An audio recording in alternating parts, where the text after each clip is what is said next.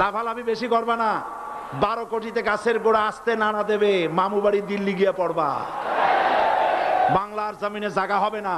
যারা ইসলামের কথা বলে তারাই রাজাকার, তারাই মৌলবাদী।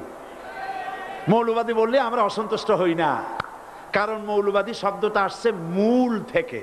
মৌল শব্দ এসেছে মূল থেকে। মূলবাদী তার মানে যারা মূলে আছে। মূল হলো কোরআন, মূল হলো হাদিস, মূল হলেন আল্লাহ, মূল হলেন আল্লাহ রসুল। আমরা আছি মূলে। এখন বলেন তো মূলের শক্তি বেশি না আগার শক্তি বেশি? আমাদের যারা মৌলবাদী বলে ওরা হলো আগাবাদী। মূলে আছে কত কোটি? 12 কোটি। মূলে আছে কত কোটি? আর আমাদের যারা মৌলবাদী বলে ওই থাকো গাছের আগায়, আমরা মূলে। লাভালাভি বেশি করবা না।